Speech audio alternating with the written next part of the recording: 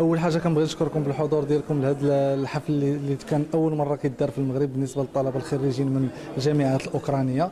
هذا كان واحد ليفينمون ديال صحاب لي زيتيديون اللي متخرجين من الميديسين فارماسي والدونتير من الكليه الطبيه تاع مدينه اوديسا. اليوم كان التتويج ديال 46 طالب، والحمد لله تمكنا باننا نجيبوا لهم لي ديبلوم ديالهم، واخا كانت الحرب والصعوبه ديال باش نمشيو نجيبوا لي ديبلوم، والحمد لله توفقنا. واليوم كملات الفرحه ديال الطلبه والاباء ديالهم.